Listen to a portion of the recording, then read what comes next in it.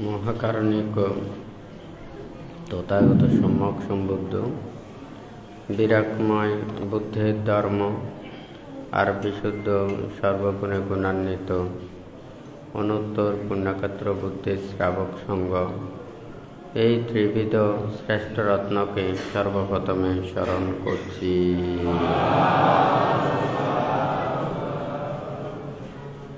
আজকে দুতাঙ্গ কুটিরে উপস্থিত শ্রদ্ধাবান উপাসক সবার কল্যাণ মিত্র অপরূপ বড়ুয়া সহ ওনার শিষ্যমণ্ডলী বুদ্ধ সেবক পঞ্চবুদ্ধ সেবক সংঘের সকল সদস্যবৃন্দ তথা বিভিন্ন জায়গা হতে যারা এখানে সমবেত হয়েছেন, আপনাদের উদ্দেশ্যে কিছু ধর্ম উপদেশ প্রদান করার প্রারম্ভে প্রত্যেকের প্রতি মৈত্রীপূর্ণ আশীর্বাদ জানাচ্ছি।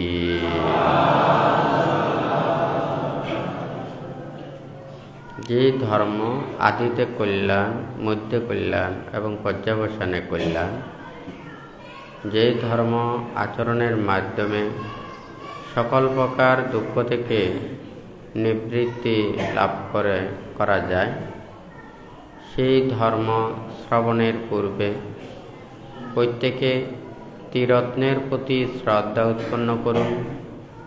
কর্ম ও কর্মফলকে বিশ্বাস রেখে নীরবে ধর্ম শ্রবণ করুন। কিছুক্ষণ আগেও ধর্ম সম্পর্কে বান্তে উপদেশ দিয়েছেন। চক্ষু এবং রূপের সাথে যেমন সম্পর্ক, মনের সাথেও ধর্মের সম্পর্ক। এই পৃথিবীতে যিনি অন্ধ হয়ে জন্ম নিয়েছেন, সে উচ্চশিক্ষায় শিক্ষিত হলেও মাস্টার্স কমপ্লিট করে ও অধ্যাপনা করেও ওর মনের মধ্যে যে দুঃখ রয়েছে সে জন্মান্ধ, সে দেখতে পায় না। অথচ তার আবেগ রয়েছে, সংবেগ রয়েছে। তাকে যদি জিজ্ঞাসা করা হয়, আপনি মাস্টার্স পাস করেছেন, অন্ধ কলেজের মধ্যে প্রফেসরি করেছেন, আপনার বক্তব্য, আপনার কথা অনেক কিছু আছে, আপনি এতগুলোতে সন্তুষ্ট নাকি আপনি চোখ পেলে সন্তুষ্ট? ওই শিক্ষিত সেই প্রফেসরও কিন্তু তাহাতে সন্তুষ্ট নয়, কারণ ও চোখ পেলেই সন্তুষ্ট। কারণ যাদের চোখ আছে সে এই পৃথিবীর রূপ, রং, বৈচিত্র্য এগুলো দেখতে পায় এবং এগুলো থেকে জ্ঞান উৎপন্ন করতে পারে। তাহলে এখানে যার চোখে দেখতে পায় না, এই পৃথিবীর যত সৌন্দর্য, যত কিছু দর্শনজনিত জ্ঞান, এগুলো না পাওয়ার কারণে তার এই পুরো পৃথিবীটা অন্ধকার মনে হয়। ঠিক তদ্রূপেও আমাদের মন না থাকলেও ধর্মকে দর্শন করতে পারবো না। সেই জন্য বুদ্ধ মানং চাপা জানাতি ধম্মে চাপা জানাতি বলেছেন। আমরা ধর্মকে দর্শন করতে চাই, ধর্ম উপলব্ধির বিষয়, মনকে দেখা যায় না। ঠিক তদ্রূপ ধর্মকেও দেখা যায় না। আবার মনকেও দেখা যায় যখন আমরা মন আমাদের নিয়ন্ত্রণে আসবে, তখন মনকে ধরতে পারবো। তখন এই ধরা মন দিয়ে ধর্মকে উপলব্ধি করতে পারবো, জানতে পারবো। সেই জন্য বুদ্ধ বলেছেন যে মানং চাপা জানাতি ধম্মে চাপা জানাতি। মন দ্বারাই ধর্মকে উপলব্ধি করতে পারে, জানতে পারে। তাহলে আমরা সবাই ধর্মকে উপলব্ধি করতে চাই, জানতে চাই, বুঝতে চাই। আমাদের মন যত পরিষ্কার করতে পারবো, যত পরিশুদ্ধ করতে পারবো, মনের কালিমাগুলোকে দূরীভূত করতে পারবো, তত বেশি সুস্পষ্টভাবে ধর্মকে দর্শন করতে পারবো। একটা ময়লাযুক্ত যে আয়না, সেই ময়লা আয়নাতে যেমন আমাদের যাহা কিছু প্রতিচ্ছবি প্রতিছায়া আমরা সুস্পষ্টভাবে দেখতে পাই না, ঠিক তদ্রূপ ময়লাযুক্ত মনেও ধর্মকে দর্শন করতে পারে না। পরিষ্কৃত পানিতে যেমন, স্বচ্ছ পানিতে যেমন সুস্পষ্টভাবে দেখা যায়, ঠিক তদ্রূপ মনটাকে যে যত বেশি পরিষ্কার করতে পারবে, তত বেশি সে ধর্মকে উপলব্ধি করতে পারবে। তো ভান্তে দেশনার সময় চিন্তা করেছেন কিভাবে মানুষদেরকে বুঝাবো, কিভাবে জ্ঞান লাভ করা যায়। বুদ্ধের সময় বুদ্ধের দেশনা শ্রবণ করতে করতে জ্ঞান লাভ করতেন। আজকাল ত্রিপিটক বিশারদ হয়েও বুদ্ধের উপদেশ সবগুলো মুখস্থ করেও অনেক ক্ষেত্রে জ্ঞান লাভে বঞ্চিত হয়। অথচ বুদ্ধের দেশনা শ্রবণ করতে করতে তখন জ্ঞান লাভ করতেন, কারণ তারা বুদ্ধির প্রতি শ্রদ্ধান্বিত থাকেন, ত্রিরত্নের প্রতি শ্রদ্ধান্বিত থাকেন।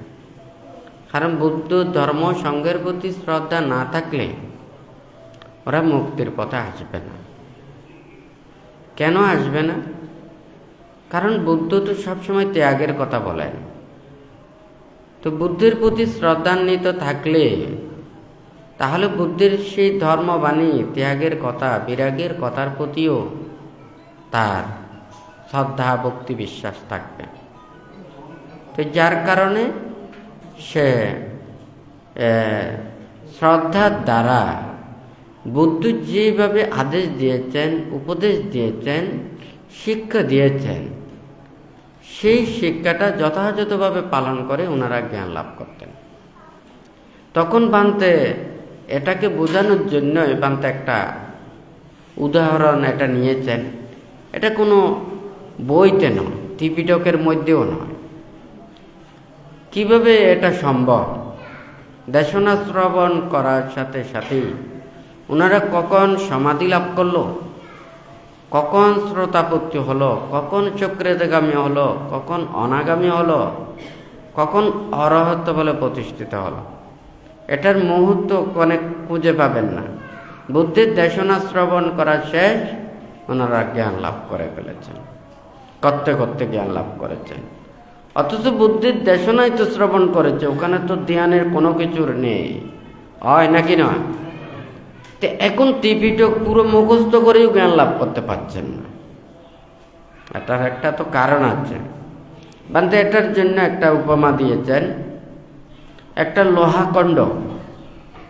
সেই লোহাখণ্ডকে যদি এটা গলাতে চায়, এটা যদি মনে করেন 1 লক্ষ পাওয়ার ওখানে হিট দিতে হবে, বা 1 লক্ষ পাওয়ার হিটে সেই লোহাটা গলে যাবে। এখন আপনার হিটটা যদি সেটা যদি 10,000 হয়, 15,000 হয়, 20,000 হয়, 30,000 হলেও সারাদিন এগুলো দিয়ে হিট দিলেও এটা গলানো যাবে না। তাহলে 1 লাখ পাওয়ার সেই হিটটা দিলে তাহলে এটা গলে যাবে। এটা যদি 2 লাখ পাওয়ার হয়, 1 কোটি পাওয়ার হয়, তাহলে তৎক্ষণাৎ নিমিষের মধ্যে এটা গলে যাবে। তো এটা বোঝানোর জন্য বান্তে এই দৃষ্টান্ত এবং এই উদাহরণটা দিয়েছে। তাহলে আমি বুদ্ধের প্রতি, ধর্মের প্রতি, সঙ্গের প্রতি শ্রদ্ধান্বিত হলাম। বুদ্ধই আমার শ্রেষ্ঠ শরণ, ধর্মই আমার শ্রেষ্ঠ শরণ, সঙ্গই আমার শ্রেষ্ঠ শরণ। ত্রিরত্নের শরণ ব্যতি রেখে আমি আর অন্য কোনো শরণাপন্ন হতে পারছি না বা পারবো না। তাহলে এইটাই তো সর্বপ্রথম, সেটা শ্রদ্ধায়া থারাতি যোগা, এই কথাটা বলেছেন। তাহলে এই শ্রদ্ধার দ্বারা বুদ্ধের যে কর্মপথ, শিক্ষা, উপদেশ প্রদান করেছেন, সেই কর্মপথেই ওনারা চলার কারণে বুদ্ধ যে আদেশ দিয়েছেন, যে নীতি দিয়েছেন, যেই কথা বলেছেন, সেগুলোকে মনে প্রাণে বিশ্বাস করে অন্তরের মধ্যে ধারণ করতে পেরেছেন, সাথে সাথে জ্ঞান লাভ করতে পেরেছেন। কথাটা ঠিক নাকি বেঠিক? এখন আমরা বুদ্ধের কথাগুলোকে শুধু মুখের বুলি মনে করি, হ্যাঁ, কিন্তু আমরা আচরণ করতে পারি না, বিশ্বাস করতে পারি না। হ্যাঁ, ত্রিরত্নের প্রতি শ্রদ্ধা, এটা হচ্ছে প্রথম বিট, একটা ফাউন্ডেশনের মতো। ত্রিরত্নের ধর্মের প্রতি অশ্রদ্ধা সম্পন্ন হবেন, সঙ্ঘের প্রতি অশ্রদ্ধা সম্পন্ন হবেন, আপনি উপাসক উপাসিকা হবেন না, আপনি বৌদ্ধ হবেন না। তাহলে বৌদ্ধ এবং উপাসক উপাসিকের প্রথম বিটটা হচ্ছে ত্রিরত্নের প্রতি শ্রদ্ধা। কথাটা ঠিক নাকি বেটি? তাহলে প্রথম এটা হচ্ছে ফাউন্ডেশন সদৃশ। একটা বিল্ডিংয়ের ফাউন্ডেশন ঠিক থাকতে হবে। এটা যদি মনে করেন একতলার ফাউন্ডেশন, আমার টাকা পয়সা বেশি হলো, আমি উপরে 2 তলা 3 তলা উপরে করলাম, যত এদিকে উপরে উঠবে তত ওইদিকে নিচের বেসটা নষ্ট হয়ে যাবে। এমন একটা লোড যখন নিতে পারবে না, এটা মানে ধসে পড়বে। তখন বুদ্ধের এই ত্রিরত্নের প্রতি শ্রদ্ধা সম্পন্ন এটা হতে হবে। তখন ওনারা সংকল্পবদ্ধ হন। বুদ্ধ যেভাবে নির্দেশ দিয়েছে, তোমাদের এইভাবে করতে হবে, এইটা ভাবতে হবে, এইভাবে আচরণ করতে হবে। তাহলে তখন আপনারা যদি মনে করেন সে ত্রিরত্নের প্রতি শ্রদ্ধা রেখে আমি সম্যক সংকল্পবদ্ধ হলাম, আর্য অষ্টাঙ্গিক মার্গ, ওখানে আর্যদের এই 8 কর্মপদ দিয়ে 8 কর্মপদ দিয়ে ওখানে চলা, এটা আর্য অষ্টাঙ্গিক মার্গ, আর্যদের কর্মপদ। ওখানে শীল সমাধি প্রজ্ঞার কথা বলেছেন। প্রথমে এই দুইটা, এটা কিন্তু প্রজ্ঞার কথা, সম্যক দৃষ্টি, সম্যক সংকল্প। এখানে এই প্রজ্ঞাটা কিন্তু প্রথমে রেখেছেন, কিন্তু আমরা আচরণের ক্ষেত্রে প্রথমে শীলটাই আচরণ করি। হ্যাঁ, তাহলে শীল প্রতিপালন করে তারপর সমাধি উৎপন্ন করে এরপরে প্রজ্ঞাকে আমরা উপলব্ধি করি। এখানে প্রজ্ঞা আগে দেওয়ারও কথা আছে, লক্ষ্য বস্তু থেকে আমাদের মন যাহাতে অন্যদিকে না যায়। হ্যাঁ, আপনারা যদি এখান থেকে যে কোনো একটা জায়গাতে গেলে আগে কোন জায়গায় যাবেন লক্ষ্যটা আগে বলেন। এখানে আমরা বলতে বৌদ্ধ নির্বাণটাই আগে বলি, এখানে প্রজ্ঞার কথাটা আগে বলতে হয়, যাতে সে এই মানে লক্ষ্য বস্তু থেকে অন্যদিকে না যায়, শিলে গিয়ে না থাকে, সমাধি গিয়ে না থাকে, প্রজ্ঞার পরিপূর্ণতা যাতে সাধন করে, সেই জন্য প্রজ্ঞাটা ওখানে প্রথমে বলা হয়েছে, মানে লক্ষ্যটাকে। কারণ লক্ষ্যটাকে ঠিক করে আপনি মনে করেন এখান থেকে আমি চিটাঙে যাব, অথবা ঢাকায় যাব, অথবা বিদেশে যাব, তাহলে আমাকে প্রস্তুতি আগে নিতে হবে আমি কোথায় পর্যন্ত যাব।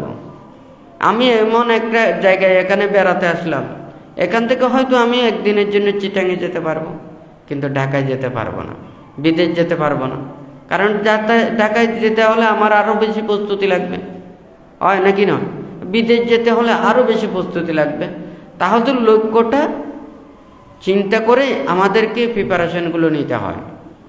ঠিক তদ্রূপ যাতে সম্যক দৃষ্টি ওখানে সে চতুরার্য সত্যকে উপলব্ধি না করে যাতে না যায়, সেই জন্য সম্যক দৃষ্টিতে প্রথমে রেখেছেন। অথচ এই উপলব্ধি হবে এটা পরে, এটা কিন্তু প্রথমে রেখেছেন যাতে ওর লক্ষ্য স্থান থেকে যাতে দূরে সরে না যায়। তো বানতে এখানে তো আমাদের অপরূপ গুরু উপাসক অনেক কিছু বলেছেন। ভান্তে প্রায় সময়ই এখানে দেশনায় বলে, ভান্তে বলে যে আমি কাকে খারাপ বলবো, কাউকে তো খারাপ বলতে পারি না। মাতা পিতা যেমন চায় সকল ছেলে মেয়েদেরকে সমানভাবে সুখে দেখতে, শান্তিতে দেখতে, সবাই মিলে মিশে চলতে, ঠিক তদ্রূপ ভান্তে চাই পৃথিবীর সবাই সুখে থাকুক, শান্তিতে থাকুক, ভালোতে থাকুক। আমি যদি পৃথিবীতে এসে মানুষদেরকে কিছু সৎ উপদেশ দিই, ভালো পথে যদি নির্দেশনা দিই, ধর্মপথে এসে সবাই যদি সুখ লাভ করে, পৃথিবীতে আমরা এসেছি, আমরা পৃথিবীতে চিরদিন থাকব না। যতদিন আমরা আছি ততদিন যদি পৃথিবীতে কিছু দিয়ে যেতে পারি, এটা হচ্ছে আমাদের সফলতা। আমরা কেউ কোনো কিছু নিয়ে যেতে পারবো না, তবে কিছু নিয়েও যাব। সে নিয়ে যাওয়ার কি, আপনারা যেগুলো ভালো করেছেন সেগুলো আপনারা নিয়ে যেতে পারবেন। যেগুলো খারাপ করেছেন এগুলো ফেলে যেতে পারবেন না, সেগুলোও কিন্তু আপনাদের সাথে ওটা যাবে, ভালোও যাবে খারাপও যাবে। তাহলে যারা মানুষেরা মনে করে আমি যতক্ষণ পর্যন্ত পৃথিবীতে আছি আমি পৃথিবীতে রাজত্ব পেব, আমার যা ইচ্ছে তা করব, সব কিছু আমার, পৃথিবী আমার, কিন্তু পৃথিবী কারো নয়। যতদিন আমাদের বেঁচে আছে ততক্ষণ পর্যন্ত আমাদের পৃথিবী, যখন চলে যাব পৃথিবীকে সবাই ছেড়ে চলে যেতে হবে। অজ্ঞানী মানুষেরা নিজের সব কিছু মনে করে, কিন্তু জ্ঞানী মানুষেরা চিন্তা করে আমার নিজেরটা হচ্ছে যে শীল সমাধি প্রজ্ঞা, সদ্গুণ সদ্জ্ঞান, আমরা সৎ কর্ম করে যেগুলো অর্জন করেছি এগুলো হচ্ছে আমার।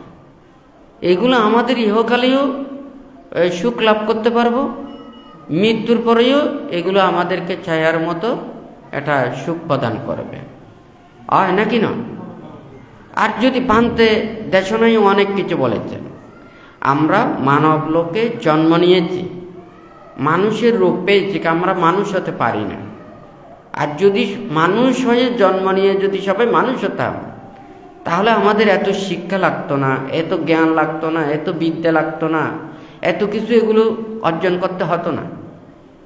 মানুষের জন্ম হয়েছে, মানুষের রূপটা পেয়েছে, এখন মানুষ হতে হবে আমাদেরকে সৎ শিক্ষা নিয়ে। তাহলে প্রথমে আমরা মানুষের রূপ পেয়েছি, তারপরে আমাদের মানুষ হতে হবে সৎ শিক্ষা নিয়ে। এখন মানুষ হয়ে আমাদেরকে আরো ভালো মানুষ হতে হবে, অর্থাৎ আমি প্রথমে মানুষের রূপ পেলাম, ভালো সৎ শিক্ষাটা নিয়ে আমি সৎ পথে চললাম, নীতির পথে চললাম, মানবতার পথে চললাম। মান আর হুঁশ অর্থাৎ আমাদের সৎ জ্ঞান, আত্মলুতির সৎ চিন্তা চেতনা, আমাদের সদ্গুণ।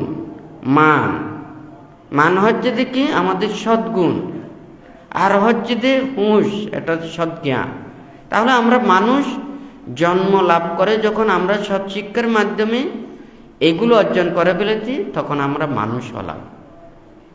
এখন মানুষ হলেই তো আপনি, এখন আপনার কাজটা শেষ নয়, আপনাকে ভালো মানুষ হতে হবে, অর্থাৎ আপনাকে ভালো কাজ করতে হবে, একে অপরের কল্যাণের জন্য কাজ করতে হবে, মানুষ মানুষের জন্য, তখন আপনি ভালো মানুষ হবেন। কথাটা ঠিক নাকি বেঠিক? তখন আপনার এটার মাধ্যমে হচ্ছে, এটা হচ্ছে যে স্বর্গসুখ। প্রতিটা ধর্মে বলে সৎ এবং পুণ্যকর্ম, ধর্মকর্ম করলে তাহাদের ঊর্ধ্বগতি হবে। স্বর্গের কথা বলে, বেহেশতের কথা বলেন, হয় নাকি না? সৎ এবং কুশল ভালো কর্মপথে চললে ওরা মৃত্যুর পরে যেখানে অবস্থান করুক না কেন, ভালো একটা জায়গাতে ওখানে যাবে। তাহলে সে মানুষের প্রথমে রূপ পেল, তারপরে মানুষ হলো, তারপরে ভালো মানুষ হলো। ভালো মানুষ হয়ে আপনি যখন ভালো কাজ করবেন, বিভিন্ন কিছু করবেন, আপনার এই সৎ কুশল কর্মের মাধ্যমে আপনি স্বর্গলোকে উৎপন্ন হবেন, হয় নাকি না? তাহলে আমি স্বর্গে গেলাম, কিন্তু স্বর্গ থেকেও তো আমি চিরদিন থাকতে পারবো না, আবার নিচের দিকে হয়তো যেতে হবে। যখন আমি নিচের দিকে যাব, আমার সচেতনা না থাকলে, যেমন অতীতে অনেক দান কর্ম সম্পাদন করে অনেক ধনী হয়েছে, টাকা পয়সা অনেক কিছু অর্জন করেছে, সৎভাবে এগুলো ব্যয় না করলে, সৎ কর্মপথে এগুলো না চললে, তাহলে তাহাদের এটা আবার কুসঙ্গের সাথে মিলে আবার উনি অন্যায় এবং পাপকর্ম সম্পাদন করবে, হয় নাকি নয়? তাহলে স্বর্গে গেল, স্বর্গে গিয়েও ওর ওখানে স্বস্তি নেই, শান্তি নেই, সুখ নেই, না আমি এটাতে সন্তুষ্ট না। এখন আমি স্বর্গে গেলাম, হয়তো আবার পাপার মিত্রের কারণে আমি অন্যায় কর্ম সম্পাদন করে আমাকে আবার নরকে যেতে হবে, হয় নাকি না? না, আমি এর চাইতে আরো উপরের দিকে যেতে চাই। তাহলে হচ্ছে যে ব্রহ্মলোকে, এটা হচ্ছে যে ধ্যানময় সুখ। এটা লৌকিক এই কুশল কর্ম পরিত্যাগ করে ধ্যানময় কুশল কর্মের দিকে অগ্রসর হওয়া। তাহলে ওখানে প্রথম ধ্যান, দ্বিতীয় ধ্যান, তৃতীয় ধ্যান, চতুর্থ ধ্যান, অষ্টসমাপত্তি পর্যন্ত এই ধ্যানময় সুখে ওখানে অবিরমিত হওয়া। আচ্ছা, এখানে ধ্যানময় সুখে অবিরমিত হলাম, কিন্তু আমি প্রজ্ঞালাভ করলাম না, এই লোক থেকে অতিক্রম করলাম না। 31 প্রকার লোকভূমিতে আমি বিচরণ করলাম। এই 31 প্রকার লোকভূমিতে পুনঃ জন্ম এখানে পরিভ্রমণ করে একবার স্বর্গে গেলাম, একবার ব্রহ্মলোকে গেলাম, একবার নরকে গেলাম, আরেকবার মৈত্যলোকে আসলাম। এটা শুধু অনবরত এটা আমার বুঝতে হচ্ছে। আমি এখান থেকে আরো উপরে যেতে চাই, তাহলে হচ্ছে যে লোকোত্তর। হ্যাঁ, এই লোকোত্তর এই 31 প্রকার লোকভূমিকে অতিক্রম করা, জন্ম নিরোধ করা এবং পুনঃ জন্ম এটা অতিক্রম করে যাওয়া, দেহকে ধ্বংস করা, মনটাকে ধ্বংস করা, পঞ্চস্কন্ধকে ধ্বংস করা, এগুলোকে অতিক্রম করে লোকোত্তর সত্যে উপনীত হয়। এখন চিন্তা করুন, এটা কিন্তু বানতে স্টেপে এটা বুঝাইয়েছে। আমরা প্রথমে মানুষের রূপ পেলাম, তারপরে মানুষ হলাম, তারপরে ভালো মানুষ হলাম, তারপরে আমরা ধ্যানময় কর্ম করে আরো উপরে গেলাম, তার চাইতে উপরে হচ্ছে লোকোত্তর। এখন এখানে তো অনেক সময় বলে আধা ব্যাপারের জাহাজের খবর হয় নাকি না? 5টা শীল প্রতিপালন করতে পারে না, 227টা শীল নিয়ে ব্যাখ্যা করে। হ্যাঁ, আমার 5টা শীল প্রতিপালন করার আমার সেই শক্তি নেই, আমার সে জ্ঞান নেই, আমার ধৈর্য নেই, আমার সংকল্প নেই। হ্যাঁ, আমি এখনো পর্যন্ত মানুষের রূপ পেলাম, কিন্তু মানুষ হতে পারি নাই। আমি কি করে ভালো কাজ করব, কি করে আমি ধ্যানের কাজ করব, কি করে আমি মুক্তির কাজ করব? আমরা থাকছি নিচে, আমি আকাশকে দর্শন করতে চাই। ঠিক তদ্রূপ আজকে সবাইকে বলতে চাই, সবাই নিজেদের সৎ জ্ঞান দিয়ে একটা কথা বলে, সৎসঙ্গে স্বর্গবাস, অসৎসঙ্গে সর্বনাশ। সৎসঙ্গী বলে মানুষ আস্তে আস্তে ভালোর দিকে যায়, আর খারাপ সঙ্গীর পাল্লায় পড়লে তখন তার নিচের দিকে যাওয়া ছাড়া আর কোনো কিছু থাকে না। আমরা যতটুকু নিজেরাই নিজেদেরকে ময়লা করি, যখন কায়ের দ্বারা খারাপ কাজ করি, বাক্যের দ্বারা মিথ্যা, বিতা, কটু, বেদ এগুলো বাক্য ভাষণ করি, মনের মধ্যে নানান প্রকারের কুচিন্তা করি, খারাপ চিন্তা করি, এখান থেকে আমরা নিজেরা কি নিজেদের এই পাপ এবং ময়লাগুলোকে সঞ্চয় করি। অর্থাৎ নিজেরাই নিজেদেরকে খারাপ করি, আবার নিজেরাই নিজেদেরকে ভালো করতে পারি। তাহলে কায়কে শুদ্ধ করলাম, বাক্যকে শুদ্ধ করলাম, মনকে পবিত্র করলাম, মনের যত পাপ এগুলোকে দূরীভূত করলাম, মনটাকে শুদ্ধ করলাম, মুক্ত করলাম, তাহলে আমরা উপরের দিকে যেতে পারব। আর্য অষ্টাঙ্গিক মার্গ, আর্যগণ এই 8 কর্মপথেই ওনারা চলেন। তাহলে বুদ্ধগণী শীলের কথা বলেছেন, সমাধির কথা বলেছেন, প্রজ্ঞার কথাটা বলেছেন। তাহলে এই শীল, সমাধি, প্রজ্ঞার পরিপূর্ণতা সাধন করে আমাদেরকে ঊর্ধ্ব দিকে যেতে হবে। আমরা যদি ঊর্ধ্ব দিকে যদি না যাই, অনেকেই অনেক কিছু বলে থাকে। আমরা যতটুকু পারি নিজেদেরকে এটা আচরণ করতে চেষ্টা করব, বুঝতে চেষ্টা করব, কেউ কাউকে অবজ্ঞা করব না, তুচ্ছ তাচ্ছিল্য করব না। হ্যাঁ, এই পৃথিবীতে এসে যারা খারাপ মানুষ এটা খারাপ করেই যাবে, আর ভালো মানুষ ভালোই করে যাবে। সুগন্ধ পুষ্প সবসময় সুগন্ধ ছড়ায়, আপনি ভালো বলুন কিংবা খারাপ বলুন।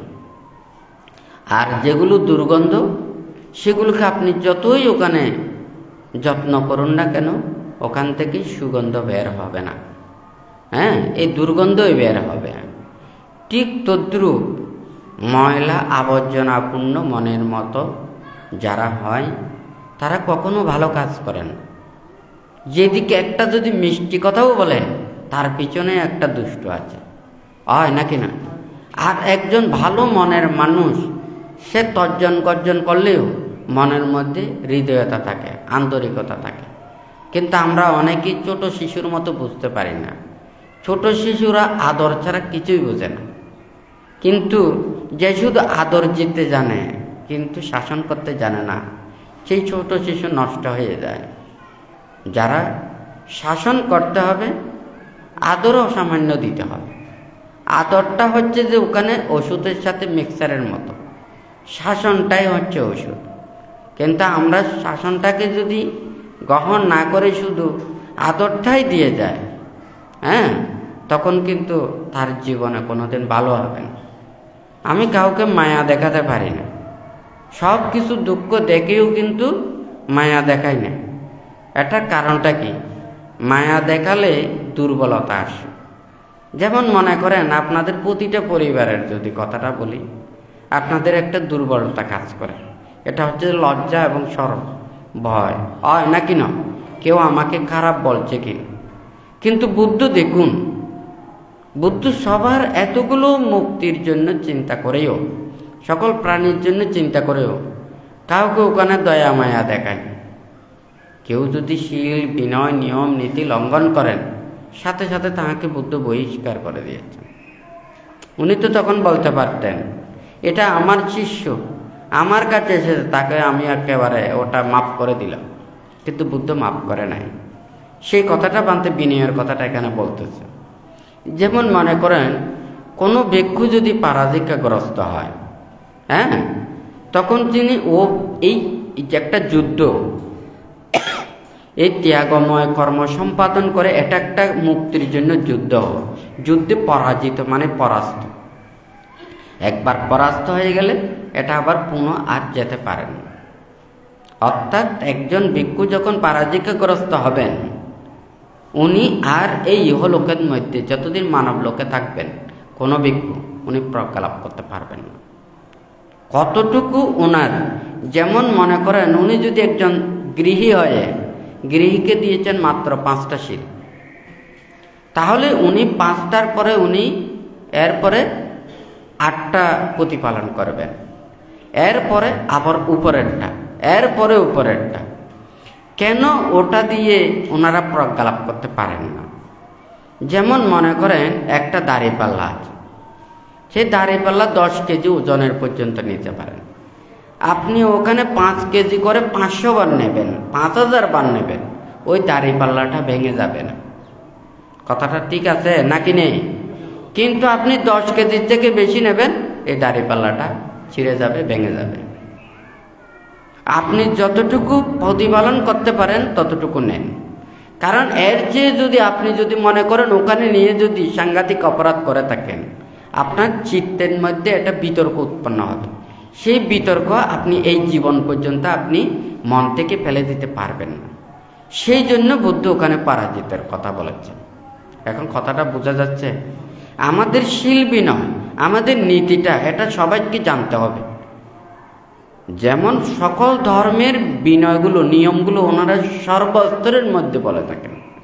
আমাদের ত্রিপিটকের মধ্যে এমন কোনো লেখা নেই ত্রিপিটকটা কেউ শিক্ষা নিতে পারবে না, কেউ অধ্যয়ন করতে পারবে না, কেউ এই জ্ঞান চর্চা করতে পারবে না, এই ধরনের কোনো কথা নেই। বুদ্ধের পরিনির্বাণের পর নালন্দা বিশ্ববিদ্যালয় থেকে শুরু করে অনেক বিশ্ববিদ্যালয়, যেগুলো বৌদ্ধ ধর্মের দর্শন, লক্ষ্য এবং উদ্দেশ্য নিয়ে যারা গবেষণা করতেন, যারা শিক্ষা নেওয়ার জন্য এই শিক্ষা অনুষ্ঠান প্রতিষ্ঠানে গিয়ে ওনারা জ্ঞান চর্চা করতেন। কথাটা ঠিক নাকি বেঠিক? তাহলে জ্ঞান চর্চার জন্য ওখানে আমাদের শীলের কথা থাকলো, বিনয়ের কথা ওখানে নেই, এই কথাটা ঠিক হবে? আপনারা যখন যারা পালি শিক্ষা করেন, ওখানে শীলের কথাও আছেন, পুরো ত্রিপিটকের শীলের পারিয়াত্তি ধর্ম, পাটিপাত্তি ধর্ম, পাটিবেদা ধর্ম, নাকি নয়? তাহলে এই ধর্মকে ত্রিপিটকের ওখানে যেগুলো সূত্র পিটক, বিনয় পিটক এবং অভিধর্ম পিটকের সব কিছু ওখানে বিদ্যমান। তাই এখানে বিনয়ের মধ্যে যে ধারাগুলো রয়েছে, এই ধারাটা কিন্তু সবাইকে এই শিক্ষাটা নিতে হবে। কারণ এটা জানতে হবে, বুঝতে হবে। না জানলে, না বুঝলে আজকে এই প্রজ্ঞার পরিহানি কেন? এই প্রজ্ঞার পরিহানি হচ্ছে যে ওখান থেকে যখন চিত্তের মধ্যে একটা বিতর্ক শুরু হয়, এই বিতর্ককে কিভাবে আপনি মীমাংসা করবেন? যখন সে এইভাবে গুরুতর অন্যায় কিংবা অপরাধ করে থাকেন, যতদিন পর্যন্ত বেঁচে থাকবেন ততদিন পর্যন্ত ওই মন থেকে এটা ফেলতে পারবেন। সেই জন্য প্রজ্ঞা লাভ থেকে বঞ্চিত হয়ে যায়। যেমন ত্রিহেতুক পুদ্গল হলে ওনাদের যদি সৎ কল্যাণ মিত্র যদি সান্নিধ্যে পায় তখন কিন্তু ওনারা প্রজ্ঞা লাভের উন্নীত হয়। আবার যদি সে যদি যেমন মানে অকুশল কর্ম সম্পাদন করে তখন কিন্তু এই প্রজ্ঞা হেতুটা নষ্ট হয়ে যায়। যেমন অজাতশত্রু ত্রিহেতুক পুত্র ছিল, ওই পিতৃহত্যার কারণে সে প্রজ্ঞা লাভ করতে পারে নাই।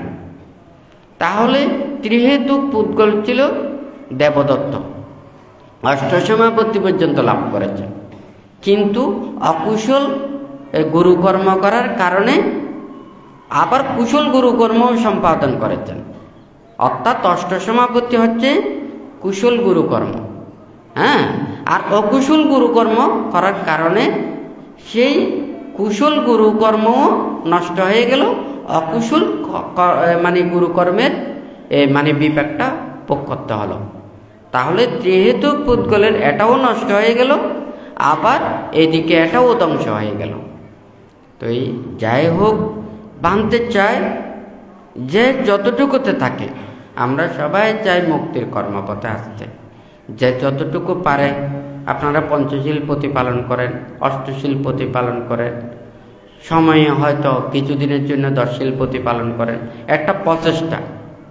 কিন্তু আপনি যদি অন্যায় কিংবা অপরাধ করে আপনি যদি মনে করেন না আমি তো এখন ভিক্ষু হলাম, ভিক্ষু হয়ে আমি কিছু শীল বিনয় ভঙ্গ করলাম, ভঙ্গ হয়ে আবার কাপড় ছেড়ে আবার ভিক্ষু হলাম, তাহলে আমি আবার ওইগুলোর মানে আমার আর ধরবে না, না, এটা কিন্তু আবার এই ধরতে হবে।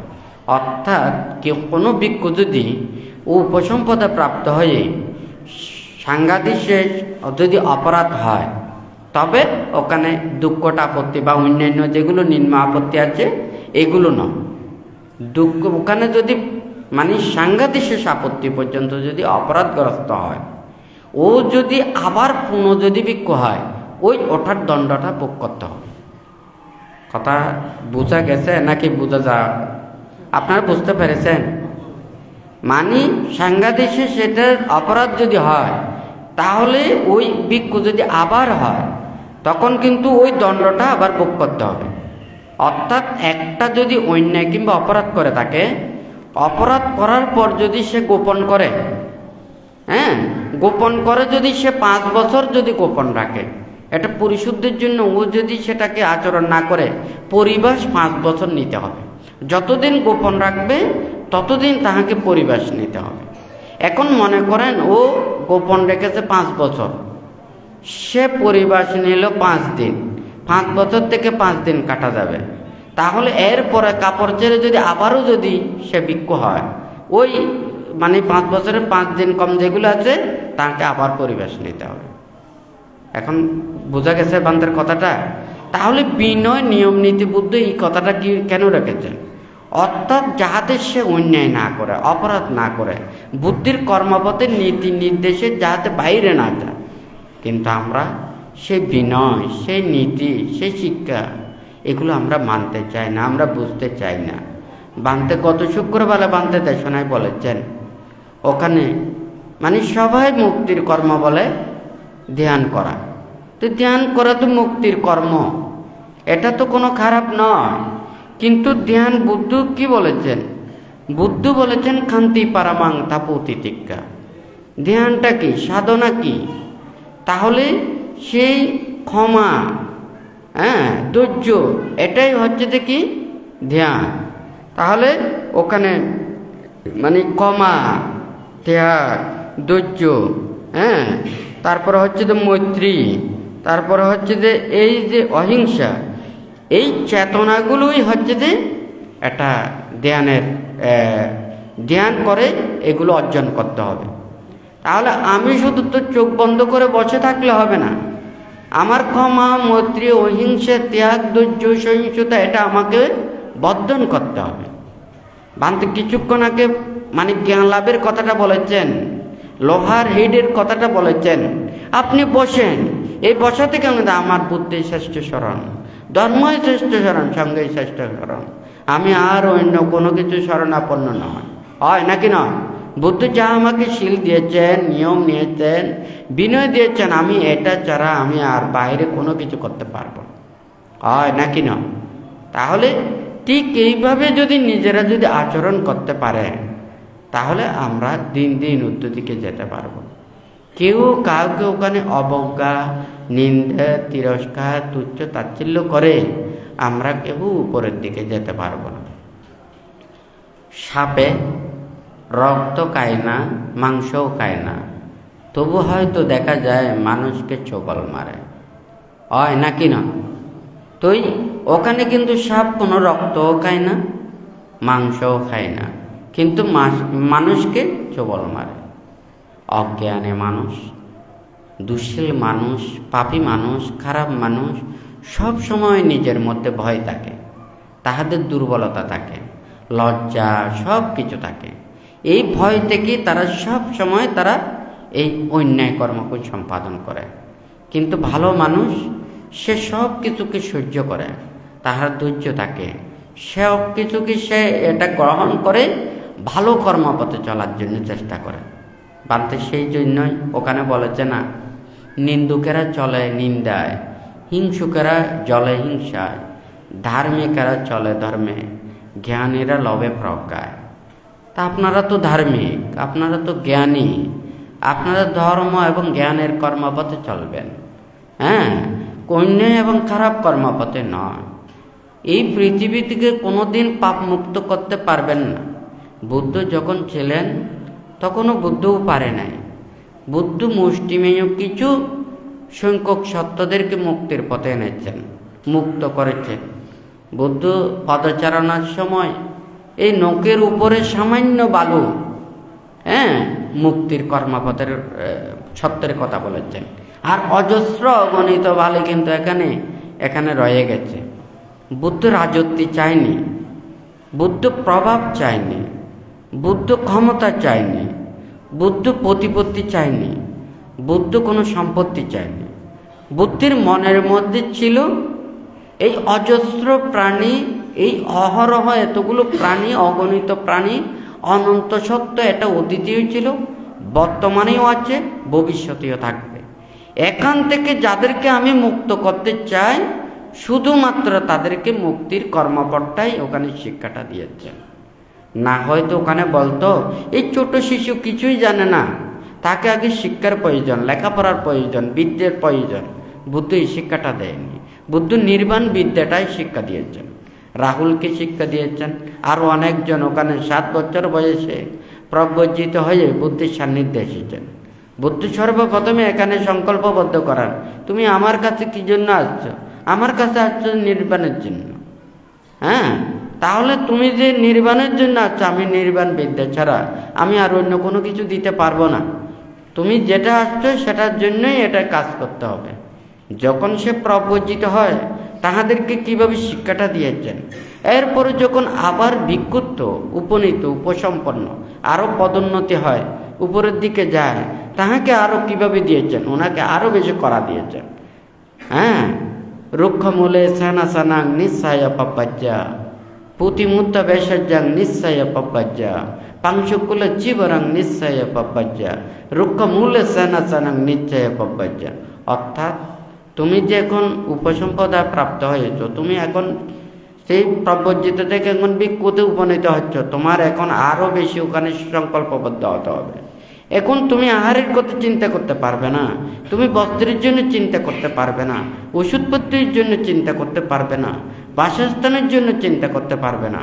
এখন শুধুমাত্র তোমার দেহটাকে সুন্দরভাবে রক্ষা করে, পরিশুদ্ধ জীবন আচরণ করে তুমি শুধু মুক্তির কথা ভাববে, নির্বাণের কথা ভাববে এবং নিজেকে রক্ষা করবে। এগুলো ছাড়া আর অন্য কোনো কর্মপথটা দেয়নি। তো আসলে এটা তো খুব